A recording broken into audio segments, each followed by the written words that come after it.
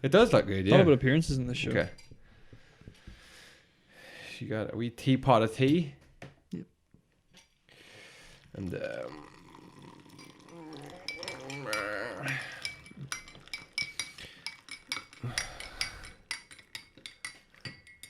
This is a Earl Grey with a hint of cinnamon. ooh.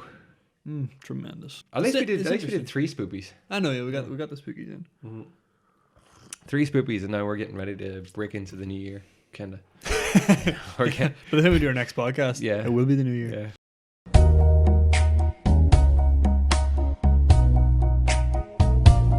Hello, everybody, and welcome to the Empty Promise podcast. My name is Chris, and today, on this fine Sunday morning, I am joined by my best friend in the whole wide world, Mr. James D. Downey. Hello. On what is episode 88? Oh my god. I know. Oh, this should have been a Back to the Future special. Oh, could have been really good. Actually. It's not. We need to keep on top of our fucking not. episode numbers. As you've told by the title, it's very far from the Back to the Future special. And if you're watching the video version, you will be intrigued to see that we have changed locale because we are getting some maintenance work done to the studio. Yeah. Actually, I'm going to do quite a bit of work to it over the Christmas break now. You going to insulate it? Yes. Really? Yes. Insulate the walls and put carpet on the floor. Oh, that's a good idea, actually. That's the plan, anyway. Yeah. Yeah. I hope so. That's good to hear. Yeah. So we're moved out for the winter, are we? I think we're moved out for at least the next month. I think, yeah. Yeah. The next 4 episodes you will see will come from right here, my bedroom. Well, you say 4 episodes in a month, and I say 4 episodes. That'll take us through to the new year, no problem. Thank you for joining us on what is the Sunday the 3rd of November. And I don't have my book of On This Day list, so I had to go back in time. This is the site I used to use when we did On This Day way back old school. in Killygola times. So important events. 1534, English Parliament passes the Act of Supremacy. Henry VIII and subsequent monarchs become head of Church of England. Let me see. Oh, it's really... the Soviet Union, in 1957, the Soviet Union launches Sputnik 2 with dog Laika aboard. A mostly Siberian husky, the first animal in space. that's brilliant. That's pretty cool. A dog was the first animal in space. I thought they sent monkeys first. Yeah. Did They probably sent dog. I think they sent monkeys, yeah. Oh, fuck, I could be way off. What do they do with monkeys? What do they do with animals in space? Because they wanted to see, like... Just test the effects? Yeah, like if you send an animal out of the atmosphere, do they just die? You know? Oh. You know? So they send them out? Like Yeah. In like space. gone? No, they come back down. Like. All right, okay. That's the weird thing about sending someone up into, like, out of Earth's atmosphere. It's Yeah. like, you think that once you get out, you're just going to keep going. Yeah. But it's like, you get out, and unless you keep, like, giving it juice to keep going... You're like, not... gravity's so strong, you're coming right back down. Really? Yeah. You'd be halfway to the moon, but if you're not within the moon's, like, pull, you come straight back to Earth. No way. I always picture, like, as soon as you go up there and you go, it's like, bye. It's going to drift away forever. Yeah. Wow. Well, okay. you know, if you get far enough out that, like, you're not getting any drag or whatever, and you start pushing, then unless something pushes down again, then, you know what I mean? Nothing's stopping you going forward, so you keep going forward. Oh, okay. Pretty much infinitely. What would ever stop you coming? Like, what would ever push you back? Nothing? Drag. Drag. So once you're past drag, I suppose. But yeah, realistically, like sending like you know, like the space station and stuff. Yeah. Yeah, unless they're going like really fucking fast, Wow. it's coming right back down to Earth. Did not know that. There we go. 1970, U.S. President Richard Nixon promises the gradual troop removal of Vietnam. That was a big thing, actually. That was a big thing. But 1970, when did Vietnam end? 1970? 1971? Was it 1971? Yeah. Yeah, okay. Summer 69. In music then, 1992, I Will Always Love You, the Dolly Parton cover, single released by Whitney Houston, became Billboard Song of the Year 1993. There you go. That was released then. In film, Tokyo Story, a Japanese film directed by... Well, it doesn't What is matter. it? Sorry, what was it? It's called Tokyo Story. Tokyo Story. Okay. Yeah, 1953. And in sport, Ayrton Senna wins the Australian Grand Prix in Adelaide, the shortest ever Formula One race of 14 laps because of wet conditions. The American Continental Army is disbanded, and that's pretty much it. Today, Turkey switches from the Arabic to the Roman alphabet in 1928. Cool. There you go. The Roman alphabet is like our alphabet? No? I think so. Yeah. I don't know, to be honest with you. Or do they use... No, that's Roman numerals. Yeah, I would imagine it would be the same, yeah. It's Charles Bronson's birthday today.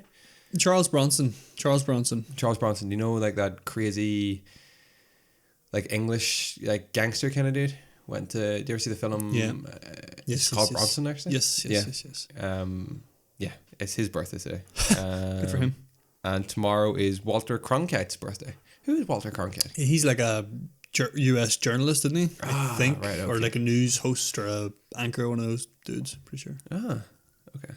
I mean, it gives you birthdays and everything. Yeah. So we don't really care about birthdays. There was a couple of things you mentioned there that's kind of relevant today. The Formula One. Mm-hmm. Did it get wrapped up there like last weekend? This weekend? Weekend before? It could have, but it hasn't. Oh, right. Hamilton is still... Was it the manufacturers or something got wrapped up? The Constructors' Championship is wrapped up. Mercedes have won it again. But in terms of the Drivers' Championship, it's still going. It's still... That's good. Kind of all the play for. It's only between two people, both Mercedes drivers, but... Oh, it's, Hamilton and what's his name? Bottas. Mm-hmm. Also, another thing I read about that is like they have approved like new plans for 2020. Yeah, it's crazy. Which is like meant to make it like more tightly contested and stuff. There's a 175 million cap spend for all teams, so you can't really run away with it now. So you can't just like have just way more money and better. The likes of like Mercedes would just be like just throwing money at their car, you know what I mean? Yeah. So it's got to make that pretty good. That's pretty cool. 25 maximum races. The cars have all changed. I've seen a concept of the cars. A couple of really nice new locations as well. They're going to Vietnam. Oh, really? Next year. The year after, they're going to Miami for street circuits. Vietnam's a street circuit as well, actually. It looks pretty cool. And where's the other one? Netherlands next year as well. Nice. That's not too far away. Pretty cool, yeah. You watched the Rugby World Cup? I did. Yeah. The final? Yeah. I did indeed, yeah. Good. It was a good game. It was good. Yeah. I was sort of just happy to see England. I mean, I'm sorry to English fans or whatever, but I was happy to see them beat. Did you watch the third place?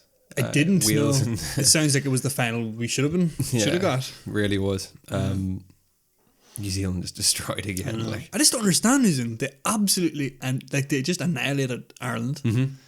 They got pretty convincingly beat by England. And England, to be fair, put in an absolutely brilliant display. But just the flip flop there is incredible. I know. And then they come back out and they absolutely destroy all over Wales. But the final was pretty good. I was happy to see, for a number of reasons, I was happy to see South Africa win. Mm-hmm. One, because I just kind of I like South Africa. Not that they weren't favourites, but they've won it twice before. I don't know why I consider them, but they just wouldn't have been. I just like South Africa. Yeah, there's just something about them I like. Do you ever see the film Invictus? Yeah, it's a great movie actually. That's why there was a lot of callbacks to that, because it was the captain. It was the first black captain of the Springboks, and he won the World Cup. So it's just another big unifying force for the country. Oh, a lot of stuff's going right for South Africa. Yeah, I noticed that. I think we have to get another boom. Because there's no little clip on this part. I think that keeps it steady.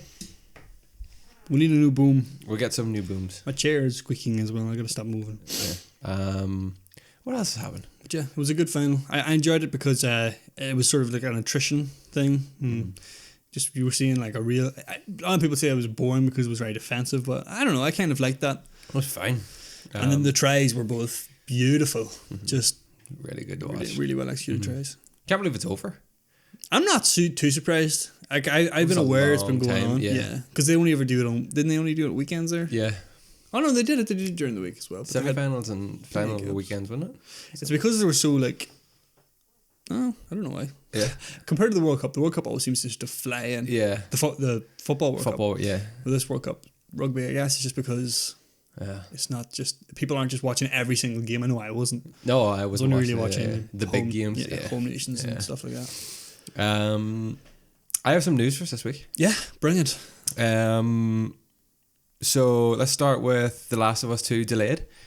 Do you read about this? To spring, until May. Actually, I think it is. So it was meant to be February, right? February time, yeah. But sources tell us that The Last of Us 2 is postponed. They had a release date of February 21st, 2020. The news isn't official yet, and Sony didn't respond, but we do expect an announcement from them this week. That was then updated. The Last of Us 2 will be out on May 29th, 2020. Oh, day after my birthday. Oh, good birthday present. Yeah, there you go. Yeah. The Last of Us 2 is a sequel to the critically acclaimed 2013. That's mad. That's insane. PS3 game, The Last of Us. Yeah, you know what The Last... Anybody who's listening to this probably knows what The Last of Us is. The sequel was announced in December 2016 and shown at E3 2018, but was not given a release date then. Like the sequel was announced December 2016. We didn't see anything until E3 2018. Such a fucking tease. Oh, and then on 24th of September, we were told it would be coming on the 21st of February. Now it'll be a few more months. Really, I think it's... I mean, I'm sure it's fine, right? Mm-hmm. But it's weird how close they're cutting it, because we know PS5 or whatever is coming December 20. That's what I'm thinking. Well, do you think, are they going to postpone again and do this as the launch title for the PS5? I don't think they could do that. How pissed would PS4 owners be? True. You know? Yeah. If you didn't have the funds to immediately jump up to PS5. Maybe they'll do They'll do remaster. Yeah, it's got to come. Exactly. Yeah, it has to come. But maybe it's just to do with... But it does kind of suck, because maybe had they known... It's going to take us a little bit longer to make this game, and they knew when the PS5 was coming, they might have just went, let's just use all that extra power and make this game that little bit crisper or whatever. But I'm sure they're going to push PS4 to the absolute peak. It's going to be just get everything they can out of that. I'm ready for my console to die playing. But the first half of 2020 still has numerous major releases scheduled, including the PS4's Final Fantasy VII remake in early March, and the highly anticipated multi-platform game Cyberpunk 2077. Oh yeah, it's coming in April.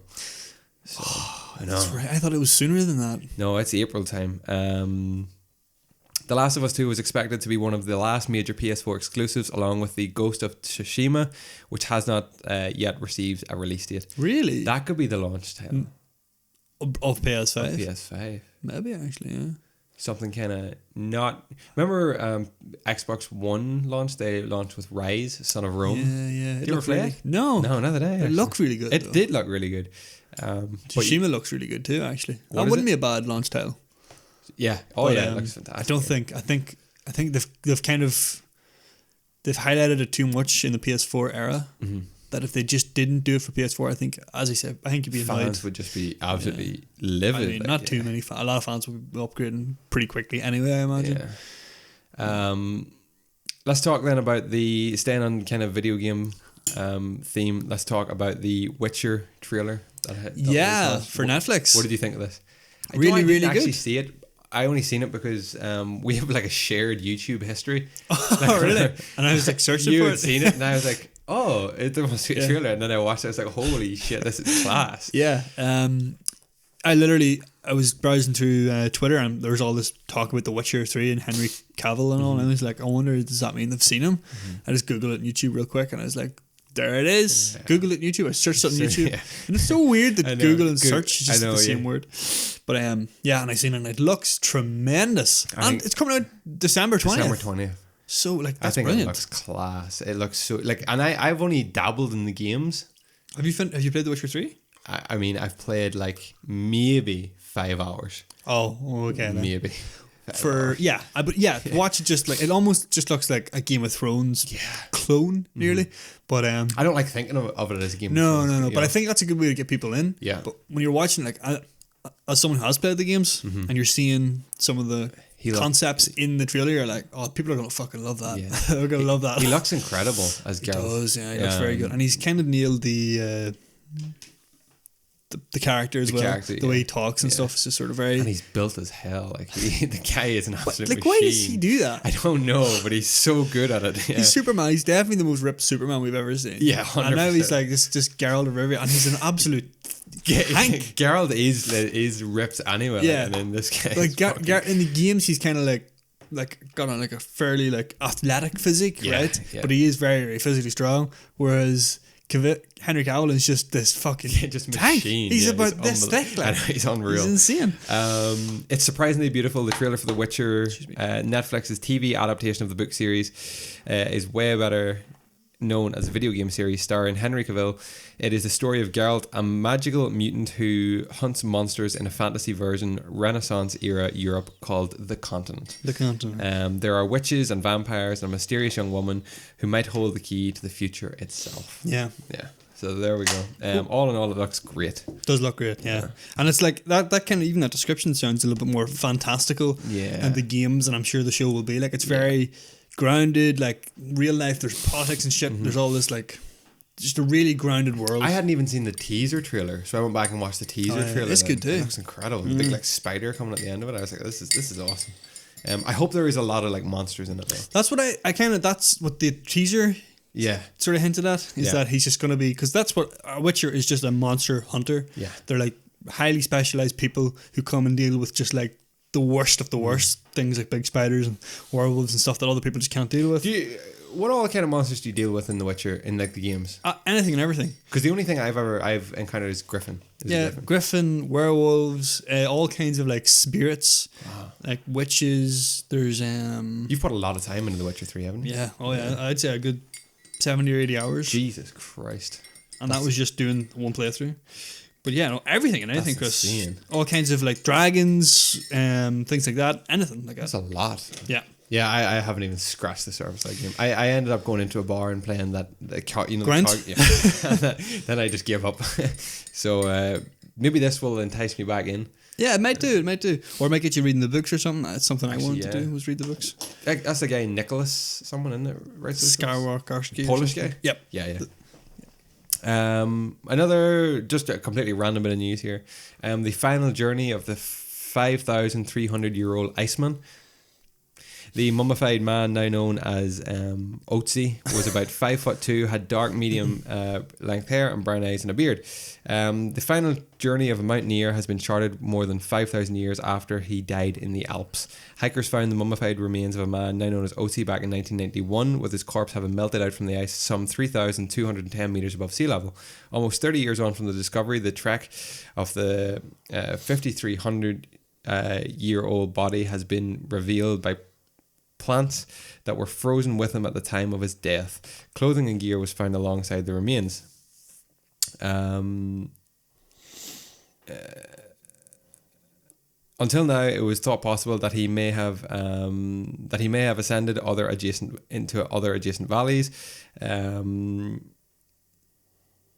corpse was found in the Alps. I'm just scanning through this because there's a lot of stuff about plants here. His estimated age was 45. So basically, yeah, a guy died ages ago and they've traced us back. He's the original mountaineer. Yeah. 5,300-year-old Iceman. So, there you go. And a woman was found dead in a reptile home, strangled by an 8-foot python. That's grim. Yeah. So Laura Hurst, 36, was discovered at the property in Indiana, which contained about 140 snakes, including 20 owned by her. Jesus Christ. A woman found unconscious with an 8-foot python around her neck died from asphyxiation after being strangled by the snake, according to the post-mortem. She was discovered on the floor of the reptile home in Oxford, Indiana, which contained about 140 snakes. Mrs. Hurst apparently kept her pets in the property and visited them twice a week. The owner of the home reportedly found her body on Wednesday night with the reticulated 2.4 meter python wrapped loosely around her neck. Jesus the owner Christ. called paramedics, but they were unable to revive her. That is insane. That's a horrible. That's the worst way to go. Jesus Christ! Python around your neck. Strangled by a snake. They're big snakes too. Like 2.4 meters. Like that's a big snake. It's here to the other side of that bed. Like people can't see that. I know, true. Yeah, that's a big ass 2.4 meters. It's fucking that's a lot. Like, but they can get like what 8, 9, 10 meters. They can get just stupidly fucking. And as they long. like strangle you as well, isn't it? Like the more you breathe out, the more they like just contract. Yeah, it's like you just like you take a breath, you breathe out. Yeah. And then you can't breathe back in. They just tighten so they a little keep bit. Going. Jesus Christ. It's like it's not like it's so weird. It's like they don't like actively tighten and push it out of you. It's just sort of gradually as you breathe out more. What if you didn't breathe out? Well, then you die anyway. Oh, yeah, but if you just like held your breath and like played dead. I don't know. Oh, you got me. I think they hold on you for a long, long time. I mean, they found her how long after, and it was still floating around her neck. Snakes are just like, they just don't need to exist, in my opinion. No? Yeah, I think the world would be perfectly fine if snakes didn't exist. Rats didn't exist. I think we'd all be pretty good. Imagine snakes had feet. You know, imagine they had like lizards, proper, like leg. Well, yeah, but like the long kind of bodies, like a python. Oh, but that'd just be weird. Feet, like, you know what I mean? Or like a millipede, like 1,000 legs. Jesus, imagine that. Oh, fuck climbing that. trees and shit. No. Weird. But they're so strong. Like they're just all muscle. Like the body is just complete muscle. Like, they're such weird animals. I know. Yeah. I like snakes. No. I like snakes. I'm okay. I don't think I'd be necessarily terrified of snakes either, the way some people are. But you show me a spider, like, and I'm gonna run. I'm gonna run for the. Depends on what type of snake it is. Like, just don't like them. Yeah. I think I've touched snakes before. Have you? Yeah. Have I touched a snake? I'd say you have. I don't think so. Was there not a snake that came into school once we were able to touch? No. Pretty sure there was. Was there? Yeah. I might not have been in that day. I don't think I've ever touched a snake. I've touched like a lot of animals. Like stingrays. Sometimes I'm just out in the forest. Just Fish fucking and sharks and shit, you know. But never. Stingrays, you did not learn the lesson Stevie Irwin tried to teach us, Chris. Oh, fuck. I know. Poor Stevie Irwin. I know. I always get sad when I think about him. I know. I just wish he was still here. I know. doing those TV shows he used to watch. They should make like a statue of him, I think. They probably have. Do you think? Yeah. Do you see that photograph that was going about on the internet? It was like the internet. It was a photograph of him feeding this crocodile at like his like enclosure, you know, doing like a show. 15 years on, his son Murray was feeding the exact same crocodile, same pose and everything. It was so cool. Like, yeah. I didn't know he had a son. I knew he had a daughter. His son and daughter, yeah, and wife, and that's it. I used to love watching that show. That show was great. Crocodile Hunters, Croc Files, great show. Croc Files. There's a lot of weird shows on nowadays about animals. So like that Steve Back show used to have a show. Remember Deadly 60? Do you ever watch it? No. No. He like just found like deadly animals and just got up close and personal with them. Oh yeah. Like I know the type. Yeah. Was Steve Irwin's death ever shown? No, I don't think so. I don't think it was on. I don't think it was being recorded. I think he was just swimming with some stingrays because he loved animals. I seen a cool thing, and it was like if you were able to travel back in time for one purpose, and you could only travel back for one purpose, what would it be and why? And some guy wrote, I would travel back to Australia the day of his Irwin and cancel all chartered boat tours out into the stingray kind of waters. It's like, sorry, we're closed today. Save a life. I know, like, yeah, big thing, but yeah. That's all the news I have for this week. I didn't have any news for this week. I mean, the only news I sort of had was the World Cup and stuff. Stuff we already talked about. Have you been watching anything lately? I watched John Wick 2 the other night. Have you seen John Wick 1? Yep. Okay. Yep. Have you seen 3? No. Okay, so you're working your way through I'm working my way through them as they good. come to Netflix. Good. I have not been watching anything new, I don't think. How's John Wick 2? It's very good. Okay. It's very good. I've heard great things about them movies. Like, yeah. Jesus. It's just insane. You're just watching an absolute machine going at work. Yeah. Yeah, and he's unstoppable. Oh, do you remember in Rambo? Remember watching Rambo, like First Blood? And then that guy Murdoch. No, it wasn't what do you call it? His like commander guy. Yeah. And he's talking about he's the ultimate killing machine. Yeah. And then Rambo was pretty good, but John Wick is the ultimate killing machine. Are you serious? Yeah, he's like What is he? Is he an agent or something? Or? Yeah, he's like it's really really cool. He's like a hitman, but like there's this whole underground society of like hitmen and there's all these rules and stuff. And in the very first film, it's like actually I might just let you watch it, but like they talk about him as if like he's like an urban legend. Oh, he's that good. Yeah, he's that good. Yeah, call him the Boogeyman. Oh, yeah, that's a cool name. Yeah. Actually, the Boogeyman. But yeah, very very good, very good film. But no shows or nothing new. No, I'm watching. Oh, sorry. Yeah, The Boys. Did I tell you I was watching The Boys? No. On Amazon. No. That's how long it's been since we last did a podcast. But yeah, it's very good. It's about superheroes. Right. But they're complete dickheads, all of them. Right. Like anti-heroes? No, just like, just pure like villains nearly. Okay. It's like, because they're so like above society that it's all went to their head and they're just like, can do whatever they want to and stuff. And there's a group of guys, the boys, who are like trying to like stop them? Yeah, take them down. Nice. But it's a very good show. Amazon? It's on Amazon Prime, yeah. Okay. Very good show. Would highly recommend it. Good. You would definitely enjoy it. Have you been to the cinema lately? No, I haven't been to the cinema in months and months. You haven't seen Joker? No. Neither have I. Oh, that was like one of those movies that like I need to see it. Yeah, I didn't see it. I'm finishing up Narcos on Netflix, and I've watched like a couple of documentaries. I definitely watched something. Fractured. You see the movie on Fractured? That's Ryan Gosling. No. What am I thinking of? Fractured is I forget the name of the dude. He's really well known as well. I can't think of him at all. What's it about? Is it about like a court case? No. No. Okay. It's so basically What am I the thinking of? premise of the movie is this family are making their way back from like a Thanksgiving dinner, and they stop at like a little like pit stop, like truck station, gas station, or whatever, and the father had like a history with alcohol, and he's obviously not drinking now, but he's a recovering alcoholic. You find that out. They have a little girl with them, and at the truck stop, the little girl gets out of the car. The mother's in the shop, I think. Yeah, the mother's in the shop. The little girl gets out of the car, and she like falls down like a pit, basically into a pit, and they take her to hospital. And the doctors are like, well, it's really busy. It's Thanksgiving, blah blah blah. But we want to run an MRI scan just to be sure that she's okay. The mother and daughter go for the MRI while the father waits in the waiting room. And he like falls asleep, wakens up, and then he's like, "Where are they? It's been like 2 or 3 hours," and they're like, "We have no records of them ever being here." It's fucked up. That sounds very, very intriguing. Yeah, they're like, "We have no records of ever being here." He's like, "What are you talking about?" And then he like tries to get like the police in on it, but the police are kind of not corrupt, but they kind of know about this hospital, and hospitals. I'll not ruin it. I'll not say anything more, but it's real fucked up. It's a real dark film, but it's a good watch, and it kind of leaves at the end of it. It's like, oh. Wow. Yeah, it's a real fucked up. It's a real thinker. I watched 93 Days as well, which is the film. Danny Glover's in it about the Ebola outbreak in Nigeria. All right. No. Strange film, but just a fucked up film if you want to hear or learn about Ebola. This is the place to go. It's not what I thought it was, but I think that's all I'm watching.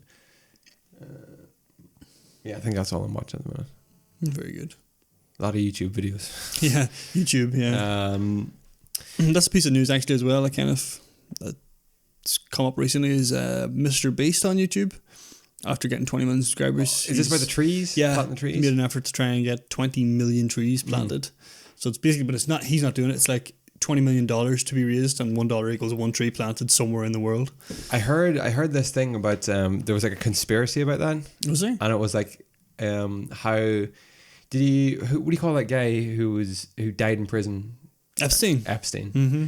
And it was like how do you like it came out around that time, and it was like how do you like kill someone and hide a body but do it like discreetly, and it was like, oh, basically what we do is we'll start this like because this guy has started this whole planting trees, there's a lot of people kind of jumping on that bandwagon. But you see Elon Musk has done it as well. Oh yeah, he's donating like their money. Yeah. So it was like, well, we'll get all these like rich and powerful people to donate money to planting these trees, but before the trees are planted, we'll bury the body like under the trees. And because it's such like a protected site, then no one will ever go digging up, so we'll be able to hide a body on the same site basically. That'd be good. A couple of conspiracies about that whole Epstein thing as well. Yeah, I seen a funny video today. It was like a guy talking about guide dogs and stuff like that. And at the end of it, he made like, I want to do a little PSA. It's just like, if you like these dogs or whatever, don't go and buy one, and like, a dog is for life, blah blah blah. If you want to get a dog to do these sort of things, make sure you get a professionally trained one. You have to pay the money for it, or just don't get one at all. Also, Epstein didn't kill himself. It's just like, what the fuck? Yeah, I know. I've seen that a lot, actually. Yeah.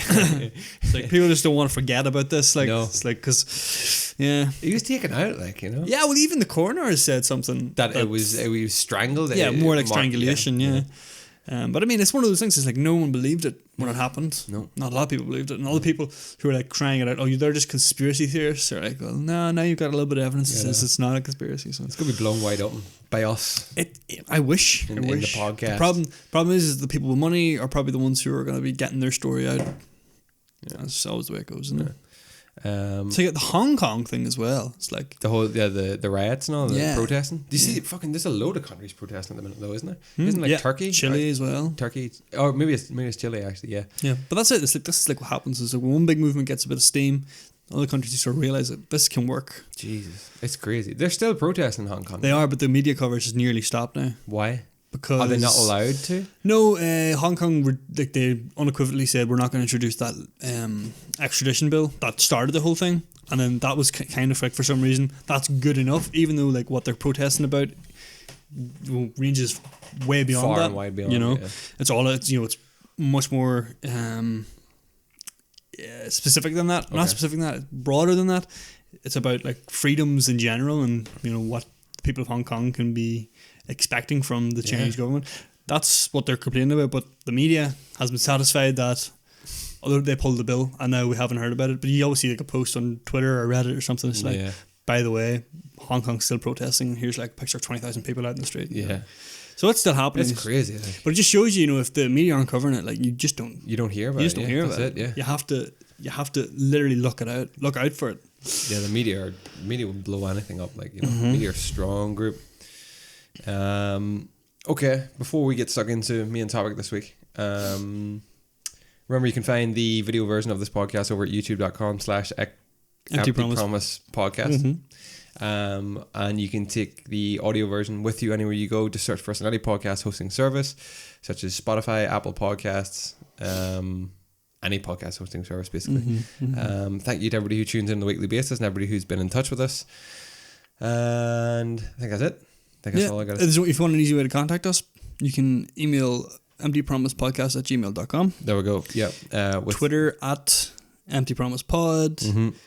Facebook, Excite Gaming. Has it not changed? Yeah, it didn't change. Instagram, Empty Promise Podcast. Empty Promise Podcast, yeah. So, and we like to hear from you so that we can read out some of your suggestions and comments and things like that. Yeah. So that'd be good fun. Yeah, okay. This week we are finishing off the third week of our Spooktober. Novemberfest. Even though it's November. It's Spoopy Podcasts. So we've already done, what was our first? We started with the Dyatlov Pass. Dyatlov Pass. Yeah. Oh, yeah. That seems like ages ago. No. Then we went to Skinwalker Ranch, which has still fucked me up big time. Yeah. Very strange. And now we're going to finish off with the true story behind the Amityville House horror hauntings. Yeah. So moving over to... We're still in the US of A, the most haunted fucking nation in the world. 100%. It's just because it's such a big area. Like, so many places can be haunted, I think Scotland's quite haunted as well. Is it? I don't know.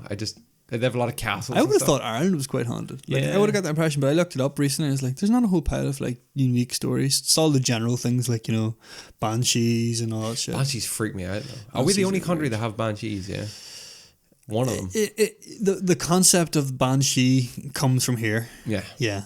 But I mean, banshee, so it's definitely a worldwide thing. Like, people report them worldwide. But the concept came from here. Banshee, it's actually really cool. Banshee literally just means, it's like woman of the Sheed, which is like it's like in ancient Irish culture, like the Sheed were like, like fairy mounds. It's like them, the people from like the other world, the underworld. So it's like a woman from there, the woman of the Sheed, which is a woman. That's what banshee means? Yeah. So it's just a woman who sort of... And they're said to like to cry, to shriek. Yeah, they shriek. But it's kind of like a misinterpretation, because I actually learned about this whenever I was studying history. Like in the old days, it was like not necessarily like a really scary thing. So, like the banshee was just notifying you of a death. Okay. And like, that sounds scary as fuck. Like your banshee comes and screams and tells you you're gonna die. Yeah. That's what you think. But like back then, it was kind of like, say you had like an elderly relative, someone who's suffering or in pain, and then you see someone heard, I seen the banshee last night. That means they're going to be at peace soon or something like that. It's not necessarily a bad thing. An unexpected sudden death. Yeah. Okay. That's where it kind of originated from. And obviously it was like... Isn't there something that only certain like family names hear them? Is that right? I heard it's like you have to be like a Mick or an O or something like that. It's probably like you have to be an Irish blood or something like a true Irish blood. But yeah, like back in those days, it was just like you see a woman, either an old hag or like a young, beautiful woman. That's like what a banshee was.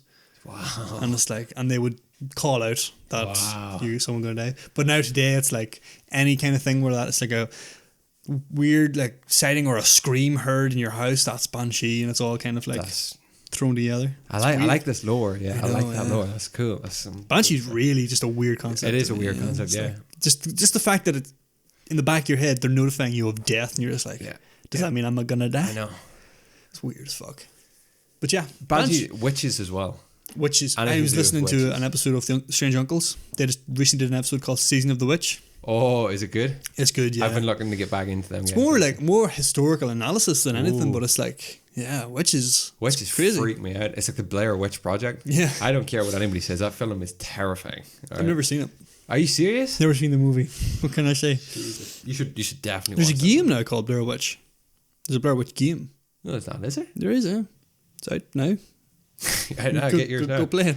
Use Empty Promise Podcast promo code. Affiliate link in the description. Oh, it's terrifying. Voodoo, all that kind of shit. That's fucked. There's so much shit like that we could actually go into if we wanted to keep the spookiness. I love alive. spooky though, like, you know, demonic kind of stuff. That's cool, and I like that kind of stuff. But more like, you know, like the witches, the ancient Indian fucking, you know, curses, stuff like that. That's what really, like... Yeah, there's something about, like, those ancient cultures that, like, for some reason we kind of interpret them as having, like, a better insight to that, like, side of things. Like, you know, you hear, like, ancient Indian, you're like, they could talk with spirits and stuff like that. And you think about ancient Irish culture, they knew what was going on. They were in tune with these things. Actually, and there you go, Halloween just passed. Like, Halloween was like another really old Irish thing where it was like, that's the time of year whenever like our world and their world is kind of, there's no clear line where it starts and ends. That's what it's supposed to be. Yeah. And they can cross over, and it's like, that's the night you have to, and that's why apparently like dressing up and stuff came from way back then. It's like you dress up and so you can't be seen. And I ran into a customer at work one day, and I tried to make small talk with her about, I was standing like at a till and she was coming through, and she had like some Halloween decorations. I said, "Oh, you're not getting a pumpkin? You know, we're gonna do some pumpkin carving." I just went, "Absolutely not. I don't believe in that. Do you know what that means?" She was like, "That is decapitation, and we don't do decapitation in my house." Jesus Christ, that's a bit much. It's like, okay, whoa, okay, let's take us back. Have you ever seen? Because like again, that's like the whole pumpkin. I was so astounded by this. Like, it seems like an American thing, doesn't it? Carving a pumpkin, jack-o'-lanterns. Yeah, Irish, completely Irish. Is it? Yeah, no. Back in the 1800s, you know what we used to carve? Turnips. Turnips. You serious? 100% sure. There's a picture that I've seen a couple of times on Reddit, and it's like this fucking, like, it is meant to be creepy. It's not meant to be fun. Yeah. It's like this man's face carved into a turnip, and it's like, it's so fucking weird. It's because they like wither and all. Like, they like go, oh, exactly. That's weird. That's just like the skin, pumpkins you have outside. They're withered a bit. You're like, yeah, that's Halloween right there. I think carving pumpkins is great. Yeah. Or some people are so talented. Some people are fantastic. Some people do some really good jobs. But apparently it means decapitation. I was like, I mean, I get that. It is just it's a head. Apparently they used to put heads to like warn away things. That'd be right. Oh yeah. There's a if you read any of like you know, like Celtic mythology, you have like Neil Gaiman over there with Norse mythology. Celtic mythology, very big thing is chopping off heads and putting them on sticks. Really? Quite like warn away like spirits and shit. Yeah, not even just to warn away people. I would like to. If you what is your knowledge on like Irish like mythology and lore and stuff like that? It would be okay actually. I would love for you to tell me a couple of stories because I know very little. I think that'd be a good. Oh, well, that should be good. Yeah, talk about Q Hullen and all them boys. I genuinely know nothing about them guys. Yeah. He like to chop off heads, you know. Perfect. That's like a great story for me. But anyway, sorry, got a little off topic talking about Halloween and the like. Stuff, though, you know, so good. But I think we'll jump into Amityville. And it kind of ties in because there's some, you know, give you a little taste of what this is about. You know, there's some demonic stuff involved here, possession and stuff like that. What way do you want to do this then? Yes, I guess we could just like talk about what it is. I mean, I'm sure a lot of people have seen the film and stuff. Yeah. You might have even read the book. Do you remember the main actor from the film? Yeah. Do you remember his name? Yeah, it's Ryan. Before the podcast, he was trying to establish the main actor, the lead, like Deadpool, that actor. Yeah. And he knows his name is Ryan, but he can't for the life of him get his surname. Ryan Seacrest. And I was just wondering, we said it was going to come to him during podcast. It clearly hasn't. I'm not going to tell you either. Is it Ryan? Just Ryan. Ryan Deadpool? Ryan Deadpool, that's exactly it. It's so frustrating, I can't think of that. I know him really well. I know. Yes, a lot of people have seen the movie, which was actually a remake of the original. Yep. But it came from somewhere, and we're going to touch on that today. About, is it 112 Ocean Drive? 112. Oh, Ocean Avenue. Ocean Avenue, sorry. Amityville, Long Island, New York. Creepy place. Yeah. Northeast America is where it all, like Salem, the witches, that's all where that shit happened. That's all like colonial though, isn't it? Yeah. Like very really old, don't get that. Just a weird part of the world, I think. I just got chills just thinking about that kind of stuff. So do you want to talk a bit about the Amityville, about what it is, the house and stuff like that? And then, because I have like some like facts and stuff about it, about creepy shit. I guess I just sort of have like an overview and a discussion about the events. And I'm hoping you'll jump in with some more interesting bits about it. 100%. Mine's kind of a little factual and analytical. But yeah, so we're in Long Island, New York. Yeah. In a little sleepy town called Amityville. Which sounds spooky right now. But it sounds spooky because we know of the house, isn't right? it? Like, yeah. But Amityville was just like this little village, little town, just a bit bigger. But it's kind of like a fancy part of the world. Like kind of like that New England kind of, well-to-do kind of vibe. Yeah. The house itself is it's a big house. It's a big old colonial house. If you haven't seen it, you look up the Amityville House. It's a classic image. It's got these like windows that look like eyes. We call those windows. There's like a name on them, isn't there? Dutch or something like that. Yeah. I forget the name of them exactly, but big like circular windows. Yeah, as you said, it looks exactly like eyes. Yeah, and it's just a creepy house. Is that because we know what happened there, or is it because possibly just a creepy looking house? Yeah. I'm not sure, but basically there's two main things that happened at Amityville. Yeah, right. And up until 1974. Nothing had happened in Amityville. Nope. There's talk about an elderly man who died of sickness in the house. Was kind of like the initial thing that happened with this place, but I actually didn't know that. Yeah, no, you don't hear much about it. I don't think it was. I don't even know if it's 100% true, but it's just like a thing that's thrown around. But nothing of note about this house. It's kind of a well-to-do place. Rich sort of families live in this area. Okay. That's the type of house it is. All that changes in 1974. In funny enough, November 1974. Oh, so we're in the month of it. Yeah.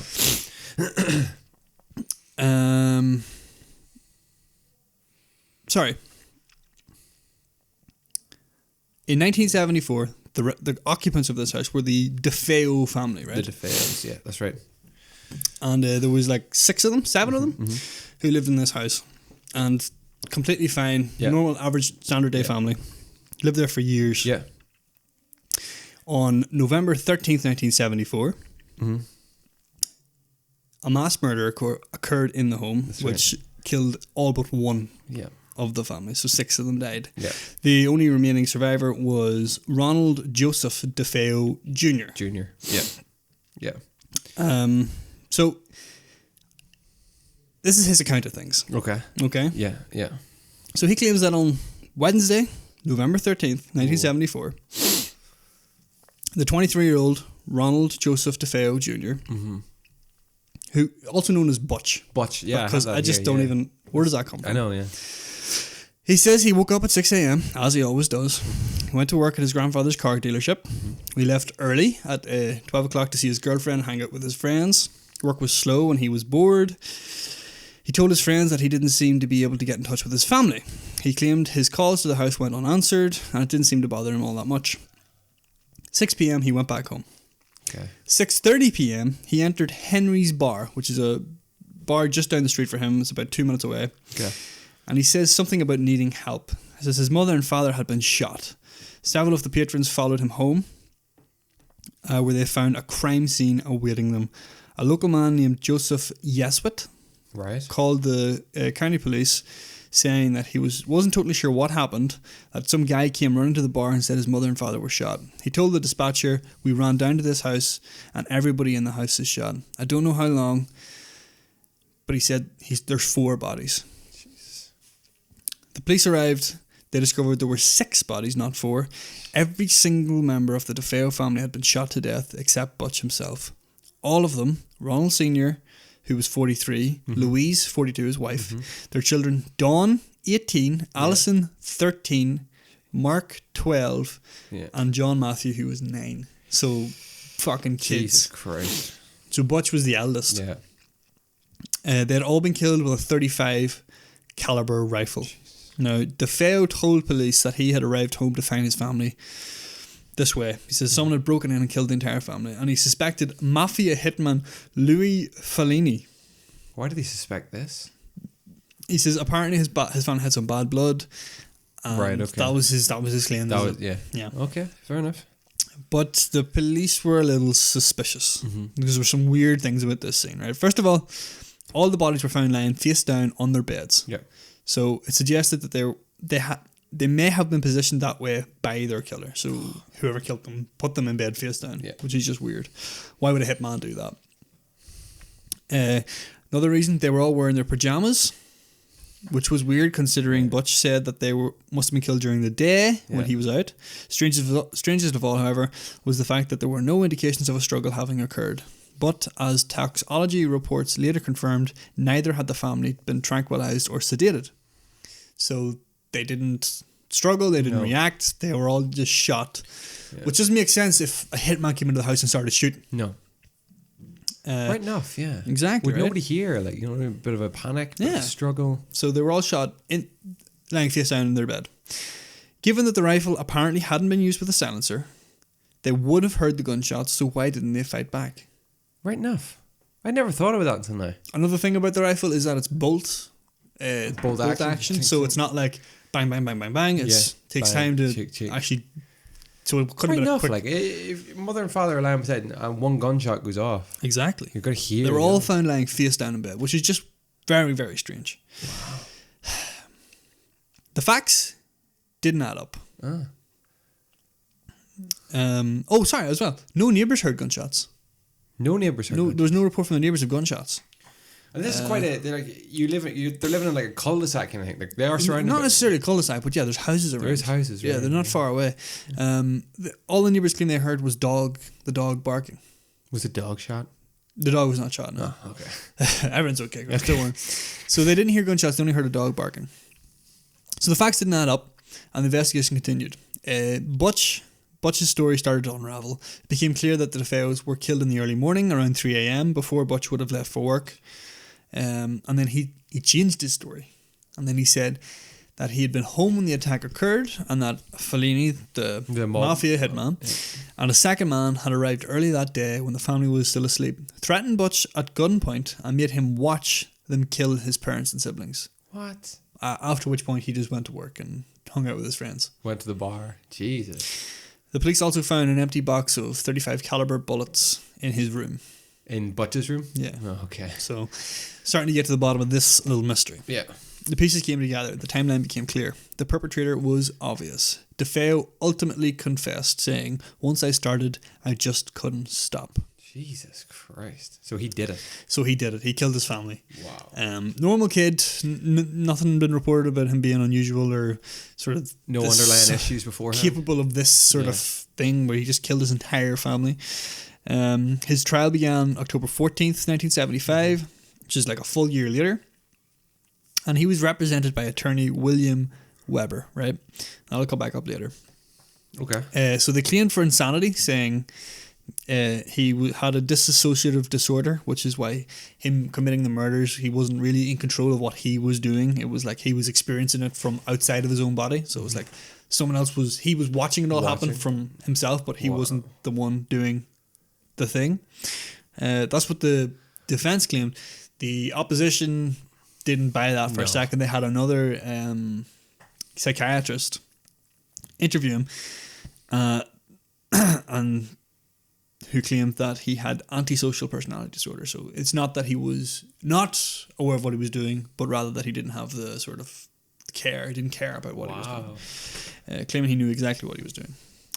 The jury found him guilty of 6 counts of second-degree murder, for which the judge sentenced him to 6 consecutive life sentences. Jesus. Since this point, his story has changed several times more, alleging variously that his oldest sister Dawn killed his father initially before his mother and then everyone else, or that Dawn killed the entire family before Butch himself killed Dawn.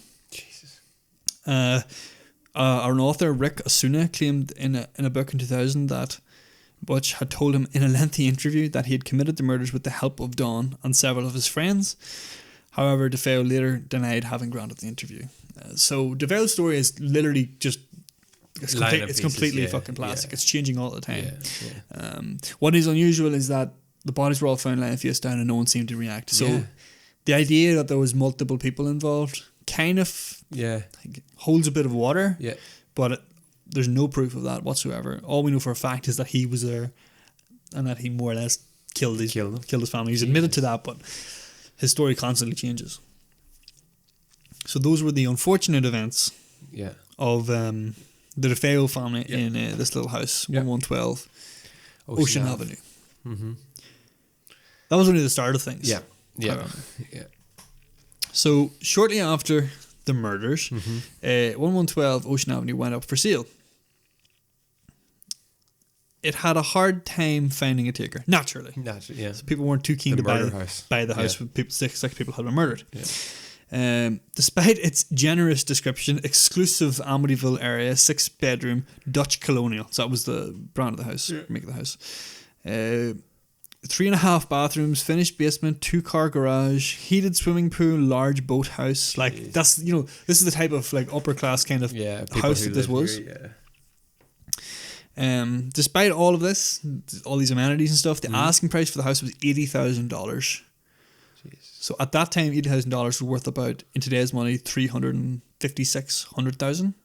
Wow. Okay. So $350,000 for a house that has a boathouse, a heated pool. Yeah. Like in sterling, you're talking like maybe $290. That's crazy. Which is what you pay for a house. Fucking, yeah, no, it is. Yeah. Like just insane. So an absolute steal. Yeah. This was an offer too good to pass up for one family, the Lutzes. Despite the fact it outweighed their original budget of somewhere around $30,000 to $50,000, they managed to bring up the money to purchase the house. They also managed, and I don't know why they did this, to be honest with you, they also secured a variety of the furniture left by the previous occupants for $400. So they decided to keep a lot of the same personal items, which is just weird. Strange. Yeah. Surely you just want to, if something like that happens in that house, Clean slate. Yeah, exactly. Clean Got slate. it and go again. I mean, if you listen to the fucking... if anyone here has listened to the Strange Uncles podcast, you probably haven't. But remember that one episode where the guy was renovating his house? Oh, God, yeah. It's like the whole house had been like completely renovated apart from one room, the bathroom, and that's where all the activity was taking place. It's like you want a clean slate in these type of situations. Don't want no possessed tables and chairs. No, exactly.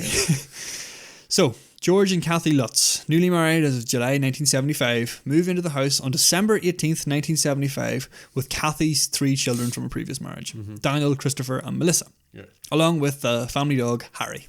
Nice. So, they were aware of what happened in their new home barely a year prior, and the real estate broker had informed them of the whole day whenever they were buying the house, but they were fine. They were willing to roll with it. It was a beautiful house after all, and they got it for a very reasonable price. Yeah. But that wouldn't last.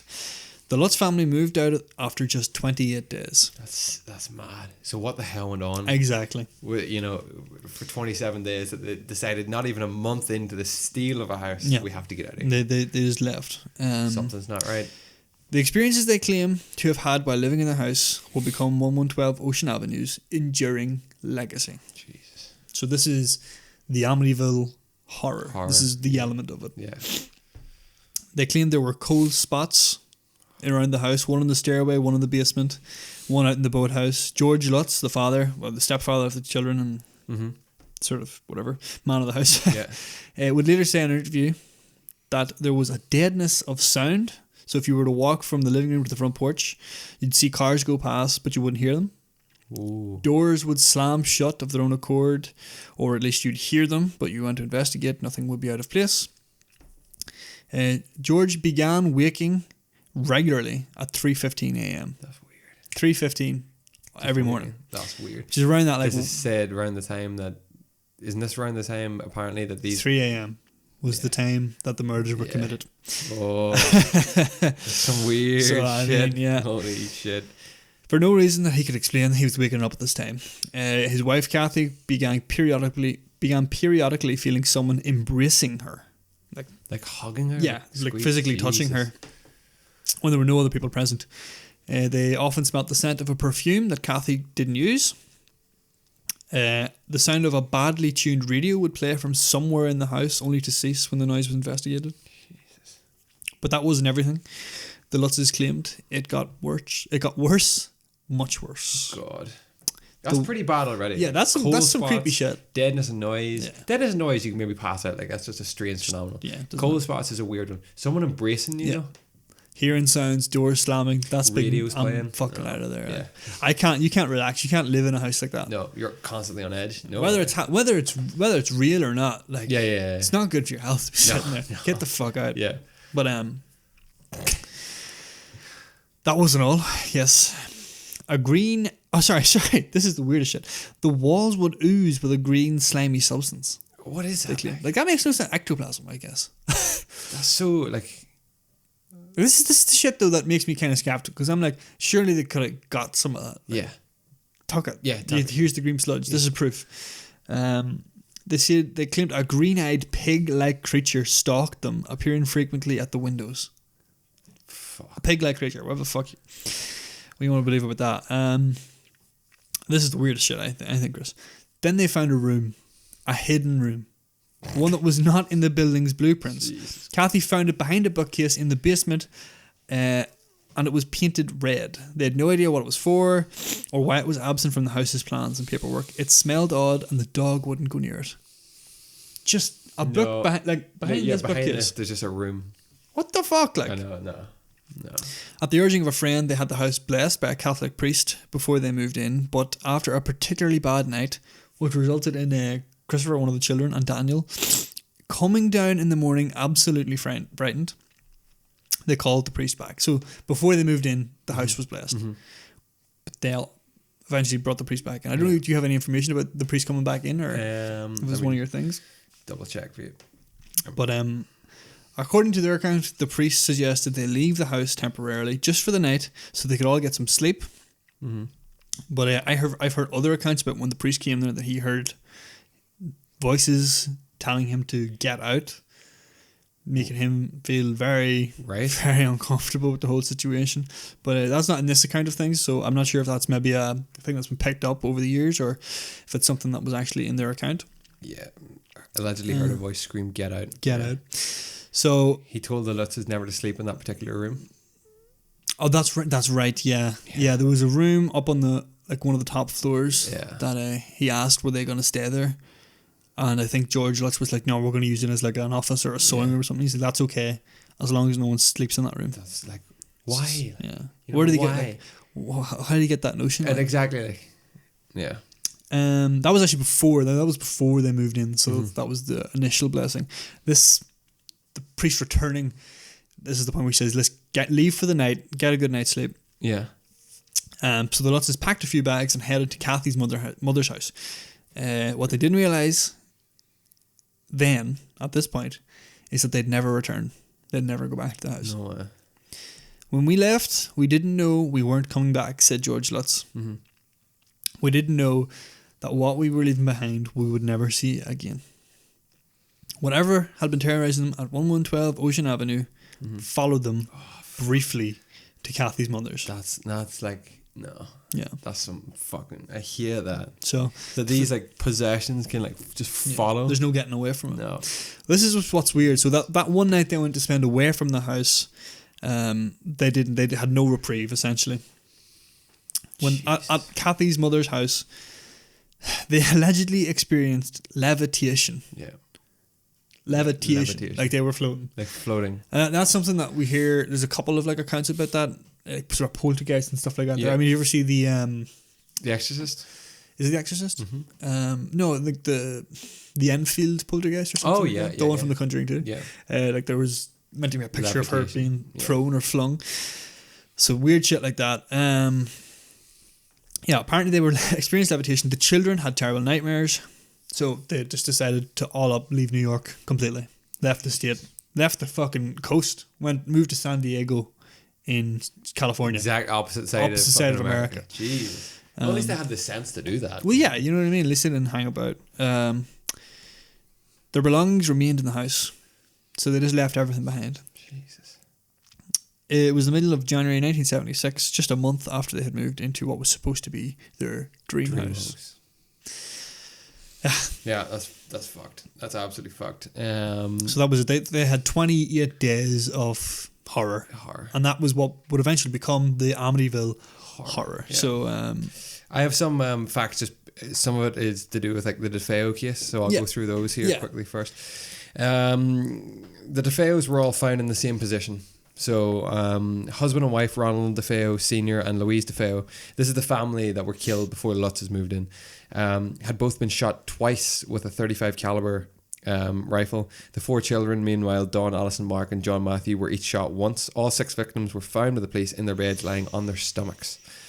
It's estimated that the whole thing took a mere 15 minutes from start to finish, which if it started at 3 o'clock to 3:15, and that's when Mr. Lutz was awakening.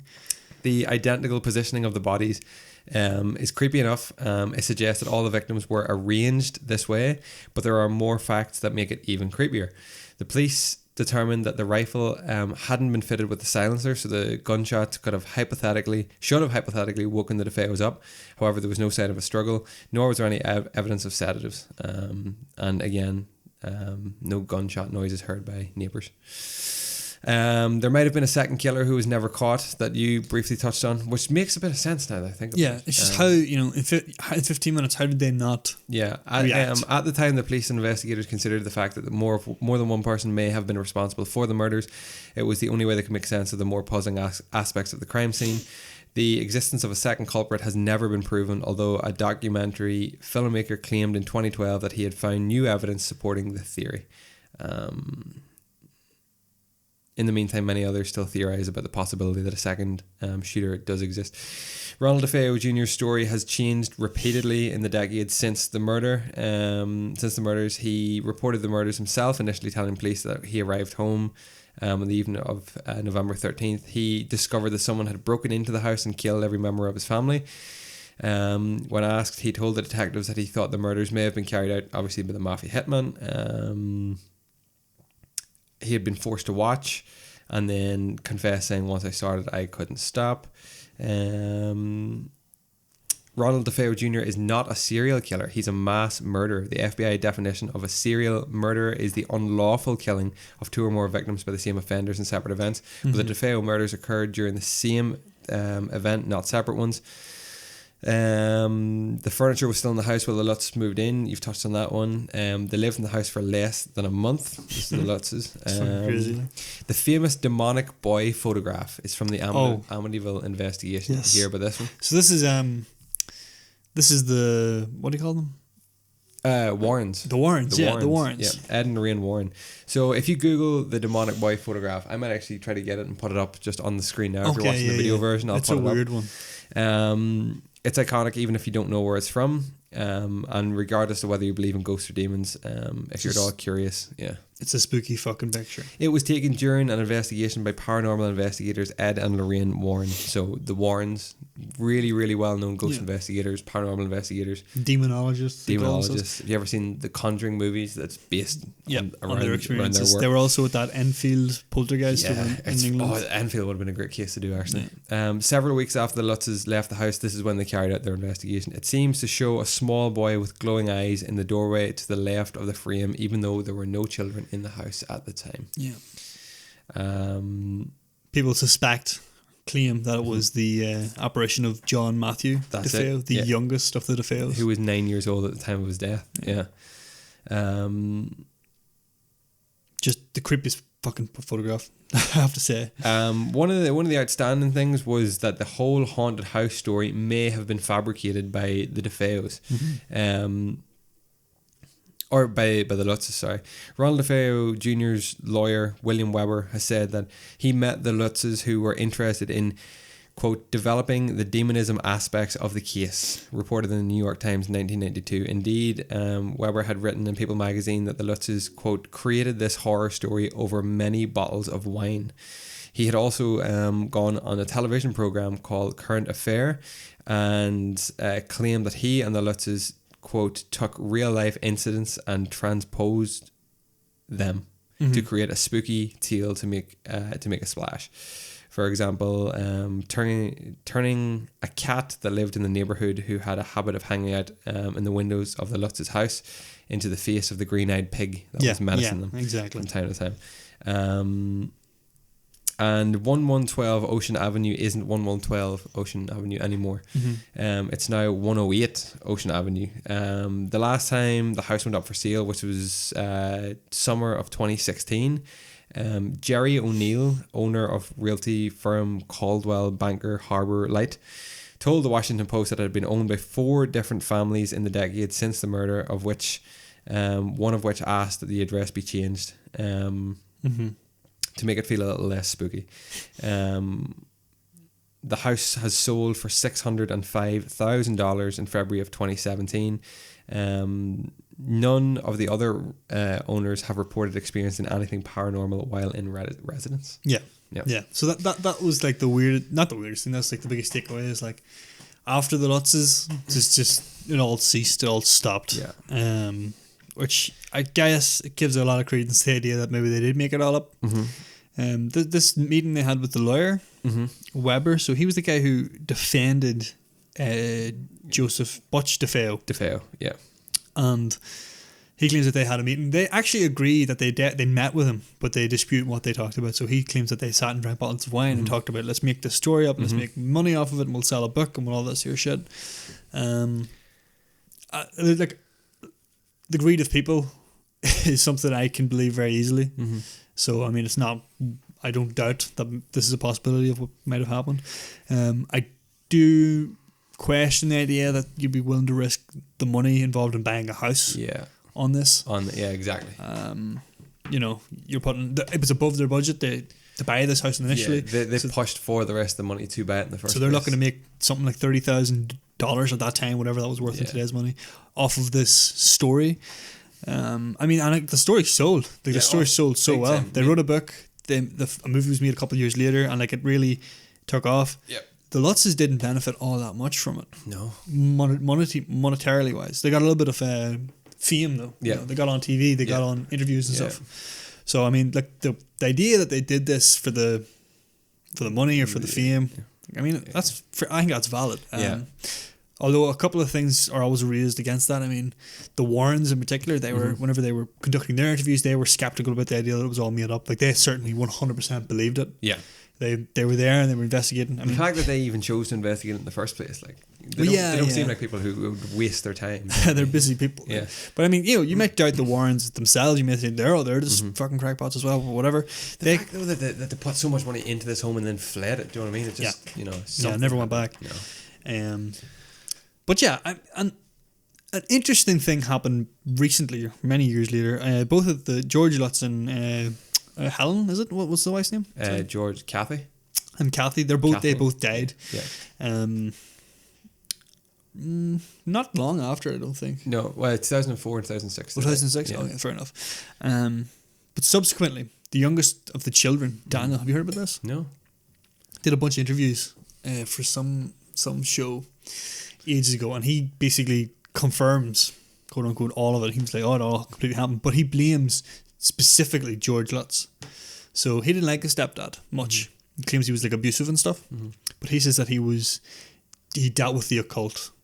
Wow. He was interested. I had heard that before with this guy, that he was very into his like the reason he wanted this house was because the murders had been committed. He was interested. Yeah. He wanted to like reach out, all this type of shit. And this guy Daniel, now I don't know how much you can trust him either, because I mean maybe he's just trying to get some of that money. True, but I mean he was a kid at the time. He was a kid at the time. He stands by. He says it all happened, but he blames resolutely that George Lutz started it by doing something. I don't know what he was doing, and that's the reason it followed them to the house, Kathy's mother's, and the reason they got away from it was by moving across the country, and that's why all activity stopped after they left. That's the claim as well. He just took it with them, basically. Took it with them, or once they got out of New York, they were good. But that was one of the things. Yeah. Apparently, the priest as well got static on the phone when he tried to call and warn the Lutzes. Oh, really? That? Yeah. Oh.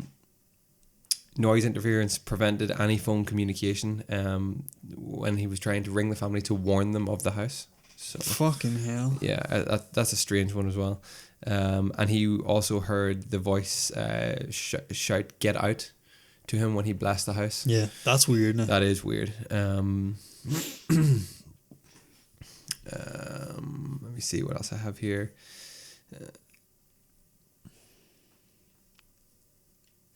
Yeah, I have a bit on the sort of the skeptical nature of people believing this story. Like, a lot of people raise good points about how the Lutzes met with the lawyer, so they knew, they had an idea of what to base these things on. Like the 315 thing they could have got from the lawyer, stuff like that. And obviously the fact that they were actively like reaching out to sort of journalists and stuff.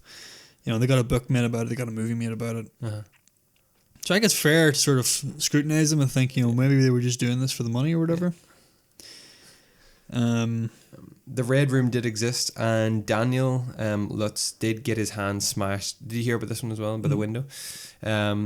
So the window smashed his hand, skin on skin, emphasizing the initial severity of the injury. In his documentary, My Amityville Horror, he holds his hand up in front of the camera to demonstrate that his little finger is still bent from the injury. But he says that after it happened, moments later, his hand had somewhat healed. In the film, though, it shows him taking, in the original film, it shows him taking the hospital. Oh, yeah. To check out the hand. But yeah, see, this is another thing that kind of, the accounts vary a lot, because like the Lutzes, there's a book written about this, right? And that was one interpretation of events. Now, the book was based on audio recordings that the Lutzes did. So they never, the writer of the book never actually physically sat down and talked with them. So it was all based on audio recordings. And then there was a movie made about the book, which again is going to take some liberties in how it represents. So like the story has been warped over time. So like, you can't be 100% sure about what allegedly happened according to their accounts and what has been introduced over the years, Strange story, like. Oh, it's the craziest stuff. I'd love to see the house, though. This is it. Apparently the windows have been removed. Yeah. So they've kind of, people... In contrast to Skinwalker Ranch, which if you want to learn more about that, listen to the previous episode. Is like a place that is still treated as kind of emblematic. You go there and you can see weird shit, and the ranch is still there, and whoever bought it out have just sealed it up, and they want to keep it sort of the state of secretness. After Amityville accounts, they just wanted to keep this. This house was worth money, and they wanted it to be sold as a house, and people lived in it. And they reported nothing, and they changed it. They changed the address number. They changed the look of the house just to get rid of that stigma of Amityville. And they want it just to be a house that makes money. Would you trust it? Would you go and, if you had the money, go and buy that house? No, not in a million years.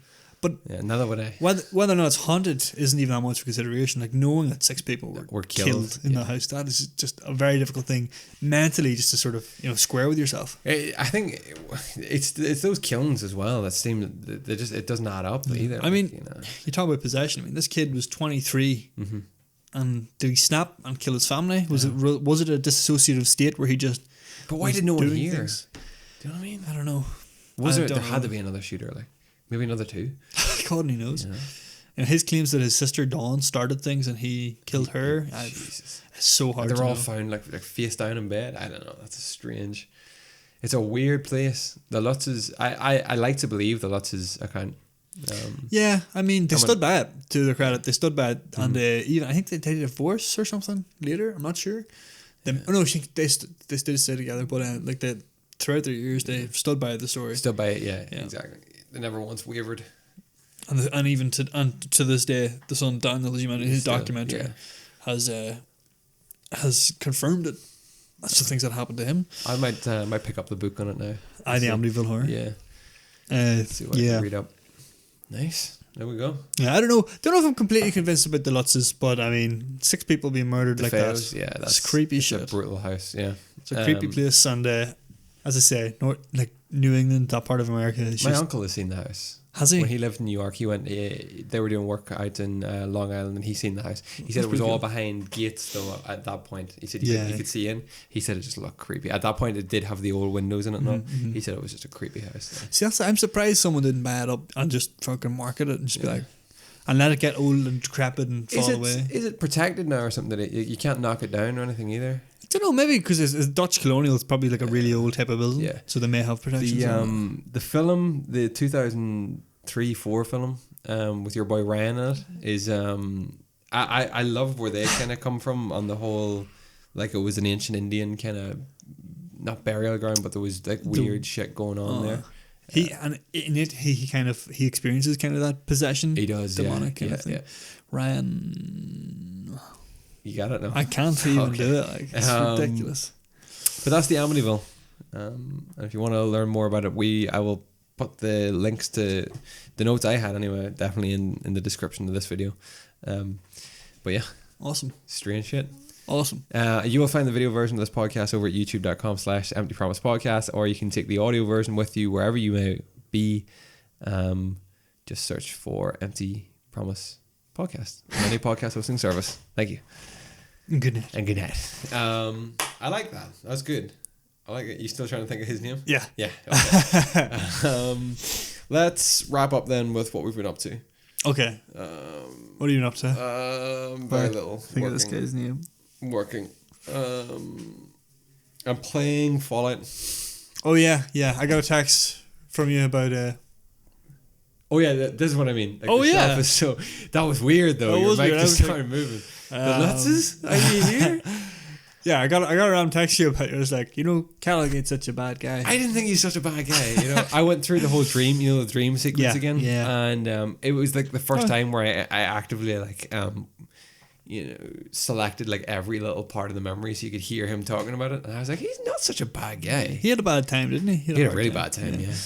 It's been a while since I played through that campaign. But I started Far Harbor. Yeah, that's good. I did the investigation. Have you played Far Harbor? Yeah, I literally finished it and nothing else. None of the other DLCs. I literally got to the first house you go to where the girl has gone missing, and you're collecting like the holotapes before you go to Far Harbor. And then I was reading a couple of reviews and people were like, yeah, you got to be a pretty strong level to go here. And I was like, okay, I'm going to go back and do like all my side quests and shit first. So this time I think I'm going to side with the Brotherhood. They're the only ones I haven't sided with the whole way. Yes. And we're just going to rain terror on the Commonwealth. We're going to bring justice. 100%. Ad Victorium. But that's what I'm playing at the minute. I'm playing a lot of Fallout actually. What else? That's good. I was hoping to get Call of Duty, but I don't know. I heard that there's a massive like update or patch to begin with. Yeah, it probably is. I'm pretty sure Laura got it. Oh, did she? She got it, and she was like, "Are you gonna get it?" I'm like, "I'm not gonna get it." Okay. And she hasn't played. She played a little bit of it, mainly multiplayer. But it's a big patch. I think it's like 102 gigabyte now on PC. On PC, I don't know what it is on consoles, but yeah, it's fucking big. Like that I'll just never play that. I can never patch that. You know what I mean? Out here, you know what though? Like apparently the campaign's good. I heard the campaign's very good. And have you seen the list of like maps that they're releasing? No. There's a load of big maps coming back in like from the old Call of Duty and stuff, which is very cool. I'm just not pushed on it, but I might play some Black Ops 4 today. You've Black Ops 4, do you? We have it. I didn't realize we had it. I walked in this morning, Aaron was sitting playing zombies. I was like, fair play. Since when have we had this?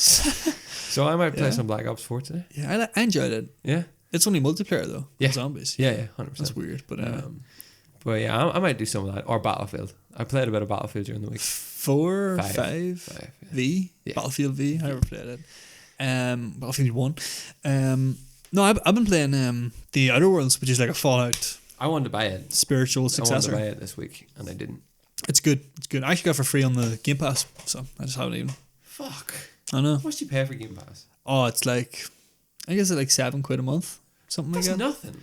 It's not, And I got, because I went and got the Ultimate one, which is because I wanted to get the PC Game Pass because Laura plays a lot of games PC and I like to sit there and play as well. And you get the regular Game Pass and Gold for like 15. Jesus, which is grand. That's nothing. Like, yeah. But it's fierce handy, but it's really only good for like whenever you're like The Outer Worlds. You're like, fuck, I'd love to play. Oh, there it is. I can just start it. You don't have to worry about like, because I don't think I would have bought it yet. Yeah. If I didn't just have it. Yeah. Okay. Another game like that was The Outer Worlds. Yeah. Both of those games, I just were like, I'm just gonna try it. Yeah. Which is good. It's good and bad because I never owned the game, but so what does it play like? I have to own the game. Plays like Fallout. Oh, so similar to Fallout. It's a little bit cleaner. It's a little bit more streamlined than Fallout, which is good and bad. You maybe want that more kind of. Does it play as a shooter? Open. Yeah. Okay. But it's pretty good as a shooter. It's not the slickest shooter in the world, but like it's better than it's as good as Fallout 4. A little bit better maybe. Yeah, it's very good. Like, and it's old school. Like, kind of like you go into conversations. You have loads of options. Oh, nice. You build your character, make them smart, make them stupid, make them strong, make them weak, make them fucking stealthy, whatever. And the universe is really cool. It's funny. Like it's really like sort of that tongue-in-cheek kind of humor. Yeah. No, it's a good game. Okay. I've done about 8 odd hours in it so far, and I'm excited to get back into it. I was down in Craigavon. I was seeing James Sinker this week for the first time in Jesus, I don't know how long. How's he getting on? Good. Very well actually. But he is He's made his conversion to completely digital now. He's all digital. He don't buy games. Doesn't buy the games anymore. I was so saddened to hear that. I was so saddened. But we were standing and he got Luigi's Mansion for Nice. Switch, and I'm like, And then he put me in the mood for Cuphead on Switch as well. I have it. Yeah. Yeah. You don't have it in Switch. You have Xbox? No Switch. Do you? I got on the Switch. Fuck. Yeah. I wish but I got it digitally, so I can't give it to you. I would give it to you because I stopped playing them. Yeah. It's supposed to be frustrating as hell. It is pretty frustrating. Yeah. It's fun though. Yeah. Whenever you get like the hang of it. Sorry. When you get the hang of it and you're doing good, you're like, oh, this. I just don't think I've put enough time into my Switch. I don't. I 1000% don't. I want to. I know. So do I. You I wish I had more places to go. Yeah. And I could play it on the go. Exactly. Yeah. But I drive everywhere, so I can't. Yeah. They should make that. You can dock that in your car. And That would be somehow so just play unsafe. it. I know. That'd be pretty cool. I'd have to play some Mario Kart though. Yeah. Did you see the Mario Kart Tour for your phone? No. Yeah. Ones in work are playing it like every lunchtime now. It's insane. Haven't tried it myself, but there you go. If you like Mario Kart on the go, I'm gonna continue with Fallout until I find something else that tickles my fancy. I think maybe No, The that's Witcher fair, come that's December time. there you go. As long as they don't have like RPG fatigue. True, that's a very real easy. thing. Very easy It's thing a to come real across. thing. I actually got the Witcher Game of the Year edition over the summer because it was like up at £4. So I got all the DLC. Apparently, there's like 30 odd hours of DLC. No way. So I'm like, I'll probably play Isn't that. that like that Blood and Wine and Hearts and something. That Blood and Wine was supposed to be phenomenal. Yeah, it won Game of the Year. Yeah, and it's a DLC. It's a DLC. Yeah. So Okay. Sinker always complain about that. Yeah, because it was a DLC. But that's what I'm gonna do. I have so much of my. I'm only back into playing. I haven't played games in so long. So I know, now yeah. I'm back devoting a bit of time. I play a lot of Apex still. Oh, nice. Me and Laura play a bit of Apex most evenings. I plan on also getting the little USB for my PlayStation Classic.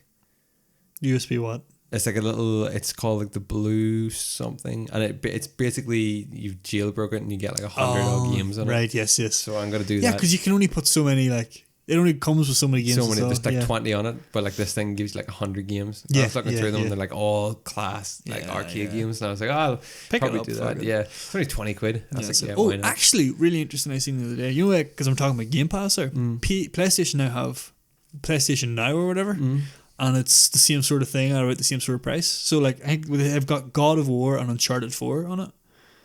No. But I'm not. See, the thing with it is, Have you seen the new covers that they're doing for those games? No, they good.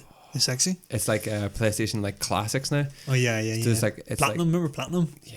So it's like have you seen like the Disney cases that they're doing for kids now? And it's like it's like oh fuck, it's so hard to explain. So it's like a matte finish. Okay. Yeah. But it's just all silhouette. It's a silhouette of like say God of War. It's just like Kratos. And Atreus Yeah, silhouette yeah. in the front. But they have The Last of Us. They have Spider-Man, Ratchet and Clank, Just the big ones. Uncharted, and they just look so sexy. I'm like, that would just be such a nice. Just want that in the collection. Yeah. Oh, so good. But yeah, go on. Sorry.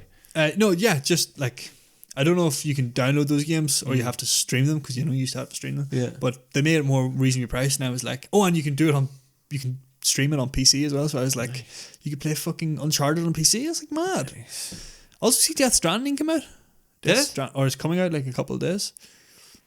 Death Stranding. Why did I think it was so far away? Finally, the Enigma is here. Yeah, you gonna pick it up?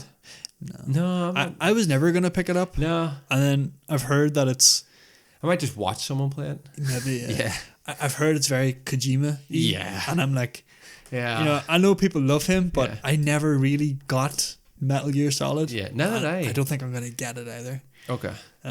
But some people have been critical of it. Like I think it got like a 6.9 or something, or really? 6.8 on IGN, which is not a great. This is his first game in quite a while, isn't it? It's his first game independent. Oh yeah. So, Okay. but the people who like it love it. You know what I mean? Like, so Yeah. I'd say if you like Kojima, you're probably gonna fuck it love it. Like, Yeah. but it hasn't convinced me that I'm gonna enjoy it. Yeah. That's all I've been playing, I think. I started reading fucking The Girl with the Dragon Tattoo. Nice. Yeah. How's that? It's a big book. Yeah. It's not as big as Steve Jobs, but Steve Jobs is pretty big. it's about fucking 600 pages. Jesus. And like it's like That's a beefy motherfucker. it's like print right to the top of the thing. Oh, it's yeah, like yeah. apparently That can be a bit disheartening at I times. can, but Yeah. I'm getting through it. I'm about a third of it Have way you, through it now. Have you watched the movie? No, That I'm movie gonna- was recommended to me by me and man. so I picked it up. I can give it to you. Have you watched it? I'm gonna read the book first. Okay. Oh yeah, true. I'll read the book, and there's apparently meant to be a trilogy, so I might. Film's excellent. I've heard. Film's excellent. I've heard. Yeah. That's David Fincher as well. Yeah. Film's excellent. I've heard this trilogy of it though, so I might have to read all three before I start watching the films. I haven't watched anything. I think we spoke a bit about that earlier. Yeah. But I haven't really been watching a whole pile. I'm pushing for 12. I have to get 12 books read. I have to get a book a month By the end of the year? By the end of the year. Okay. I'm close. Good. Yeah, you're very close, but I probably need to read at least 2 more. Okay. Minimum. Good.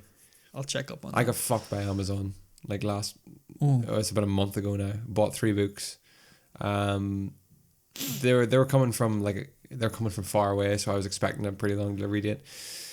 Delivery date came and passed, and then the seller left the Amazon marketplace. Just gone. I was like, oh god. Sakes. So I've been hounding them with emails. Still no refunds. Still no nothing. Bastards.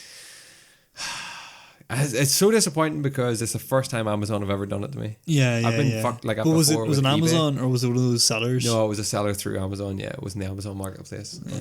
But I rebought the book, so I'm waiting for them to come this week. So fair play. Hopefully they give you a refund on that. That's a bit scummy. I know.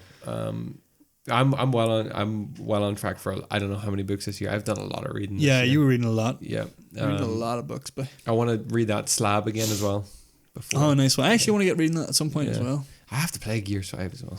Oh yeah, Gears 5. Yeah, I haven't one back to it now in a long while. That's it, just done and dusted. Yeah, I played the campaign. I was satisfied with it. I'll play the Gears 6 campaign as well, but I don't think I'm going to be playing much more Horde or anything. No, unless the likes of you or somebody who else is like. And we play some Horde. Yeah, I get play some Horde.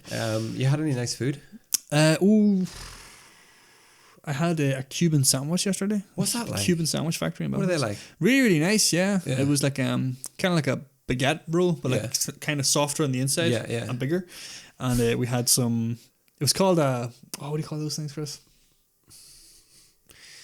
Oh my god! Describe it to me, and I'll. It's like chili beef and cheese. Sloppy Joe. Oh, Sloppy Joe. Sloppy Joe. Yeah, Sloppy Joe one, and a chicken, like a Cuban chicken one as well. Nice. Really, really nice.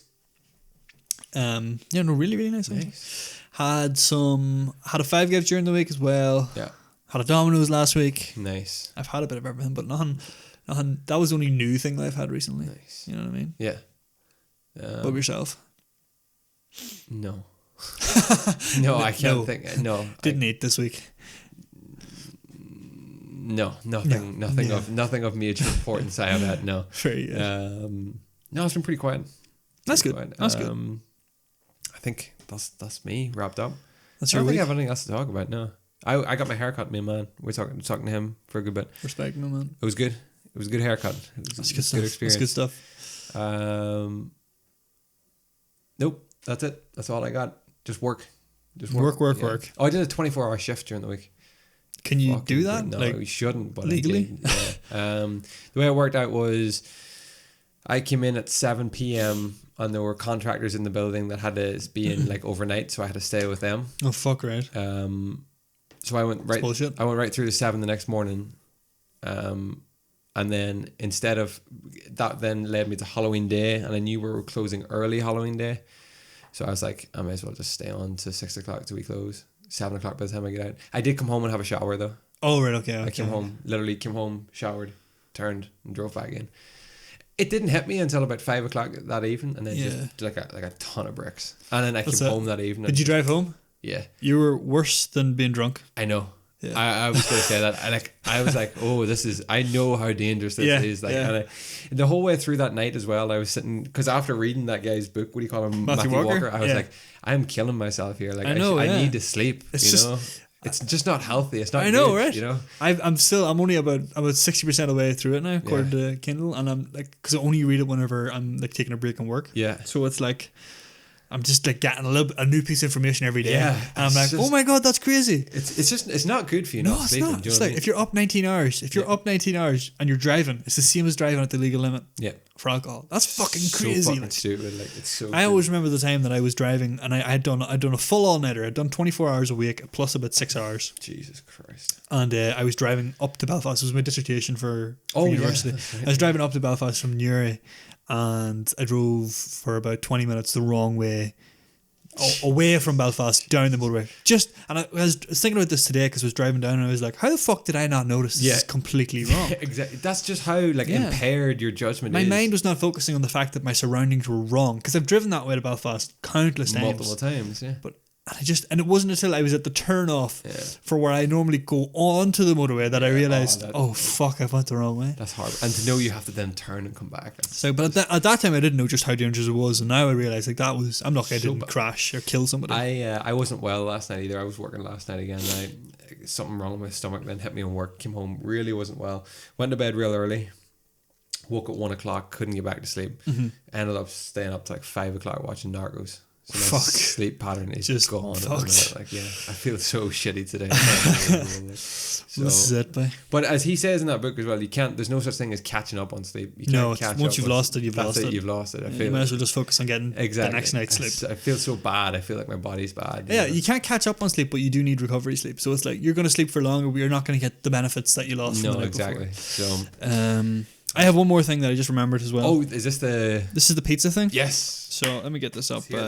Shocked me to my very core. I think I was talking to a couple of people about this. But this is a YouGov poll. You know, YouGov, they do like statistics and stuff. The UK's favourite pizza topping. Yeah. What do you think it is, Chris? Well, I mean, a large part of me wants to just go, it's pepperoni. It's got to be pepperoni. But I know it's not because it's too easy. It's too easy. Yeah. I'm gonna say it's something like. Is it ham? Ham was a popular one. Ham was very popular. Yeah. So I'll give you the reason that this is such a stupid answer, in my opinion, is because they haven't asked you what is your favorite pizza topping. They've asked you what toppings do you have on a pizza. Okay. And then they've selected the one that most people say they would have, right? So ham was pretty high up there. A lot of people say ham. The way you've just said that now is making me think that this has got to be something stupid like fucking peppers or something like that. No. Okay. It is something stupid like that, but it's not peppers. Okay. Mushrooms. This is the topping of That's choice. because it's like that side thing that comes with pepperoni and mushroom chicken. Would you have mushroom on your pizza? Sure, I would have mushroom. But would you go in and just order a mushroom pizza? No, you fucking wouldn't. Like, that's so fucking stupid. The way they phrased it though, it pissed me off, and they put it on Twitter, and it pissed a lot of people off. They were like, the UK's favourite pizza topping is mushrooms. People are not happy. No, I was like, well, no shit, they're not happy. Yeah. That's a terrible pizza topping. 65% of Brits. Don't get me wrong. I like mushrooms on pizza. Yeah, but you'd never have a mushroom pizza. But 65% of Brits said they like mushroom on their pizza. 62% said ham. So ham was a very, very close second. Then you were right again. Peppers at 60, chicken at 56, and pepperoni at 56. Jesus. Pepperoni way down there compared to... I thought it was for sure going to be pepperoni. Yeah, it is America's favourite. Yeah. Easy. Pepperoni It's pizza. pepperoni. It's my favourite. Is it? Yeah. Yeah, hands down. I never really like pepperoni on pizza. Do you like chicken on pizza? I can't get on board with chicken on pizza. Nah, it's okay. As long as it's too dry. Yeah, it's too dry. Too dry. I don't think there's any other interesting things. I've started having like a load of like different shit on pizza now, which is really weird. Would you have olives on pizza? Yeah, 33% of people say they have olives. I'd never have olives. Kind of stuff. Spinach is there as well, 26%. Yeah. Is pineapple there? Yeah, pineapple is more than adequate. A lot of people are quite happy. At least 40% of people are happy to have pineapple. Yeah. Which makes sense. I know people. But the 60% who don't want it, vehemently don't want it. They despise it. They will push that into your face. Yeah. But there's also two fish options. What do you think those are? Tuna and anchovy. Tuna and anchovy. 22 and 18%. I've had anchovies in pizza before. Not what I thought it was going to be like. Yeah. I always wanted it from Futurama. Exactly. Yeah. I always wanted. They're super greasy, aren't they? They're really greasy and they're really salty. Yeah. They're like grim enough. Like it was okay. But yeah, I'd like to try a couple of different things on pizza, but I just love that cheese and like the fat on the pepperoni just works so well. I get it. You know what I mean? I'm eating a lot of new food. Obviously, I'm 4 months vegan now this week, which is it's a big step. That's an achievement. Yeah, I haven't had like dairy or eggs or gosh. any kind of cheeses or meat. I had so many good cheeses. I haven't, and you had a whole tub of Philadelphia the other day. Did you? On top of bagels, yeah. It's so good though. So good. Yeah, I know. But I'm like, it's forcing me to try shit that like I wouldn't have had before. So I'm eating a lot of like different toppings on pizzas, as long as it's a vegan based pizza. Yeah, what is required for vegan-based pizza? So just as long as it doesn't have any milk. Egg or milks? Yeah, we're good. There's a lot of places now are doing like a cauliflower base, and I haven't tried that, but I don't know what that'd be like. Falafel is very popular. What does falafel taste like? It looks quite nice. It is. It's good. I think you'd enjoy it. It's just like a spicy kind of... I don't even know. Looks like sweet potato or something again. It's not even like sweet potato. It's like a spicy kind of... Do you ever have like samosas, Indian samosas or bhajis or anything like that? No? Not a big Indian fan? No. It's hard to explain what it is. It's just like I'll have to try a it. ball of like spice basically. But it's good. It's good. Okay. It's not like spicy as in, oh, that's spicy. It's just like Ooh, a nice spicy. blend of herbs. Yeah. They're very good, yeah. I'll try it. There's falafel in our deli and I always meant to try it. You should try the spicy veggie wrap from McDonald's. It's falafel in it. It's a good like breaker into falafel. If that makes Fair sense, play. you know? Have you seen the Impossible Whopper on Burger King? Which is this like I've seen that. Yeah, it's not a vegetarian burger, but it is a 100% meat-free burger. Meat-free burger. Yeah. Yeah. So it's I bought the Beyond Meat. Burgers. We have them in the fridge there. We're gonna have them today. You haven't had them yet? I can't wait to try them. Yeah, I've heard. See, I actually was looking into this 2 days ago, and I was like, I really want to try that Impossible Whopper. Yeah. And then I looked up the Beyond Meat, and Beyond Meat's meant to be good, but it's not just the same level. Not talking about flavour, talking about similarity to real meat. To real meat, yeah. Impossible's very much similar than Beyond, but apparently Beyond is a very nice burger. Oh, okay. So I'm looking forward to trying that. Do you have many veggie burgers? Yeah. I couldn't eat them, but I have a lot of like bean burgers and stuff like that. Yeah, bean burgers and like nut burgers and stuff like that. I just couldn't get into them, but they're good. I had a lot of Dad's made me a few times vegan lasagna, which is quite good actually. Some like some soy meat substitute. It's really good. You can make vegan lasagna with that corn shit. Corn, corn and that's really it. Like, there's no cheese or anything on that, is there? You can get vegan cheese put on it. What is vegan cheese? It's made with coconut oil instead of dairy. Oh, it literally tastes exactly like cheese, only it doesn't look coconut cheese. Yeah, but it's good. Yeah, I will. Next podcast, I'll have a couple of vegan snacks you can try. Okay, cool. Because the brownies that we make, the vegan brownies, like to die for. Unbelievable. Chocolate's fine, isn't it? 100%. No. Like dark chocolate. Oh yeah, like dark chocolate. Yeah, dark chocolate is good. Over like a certain percent is good. Is okay. Yeah. As long as there's no milk in it. Like, exactly.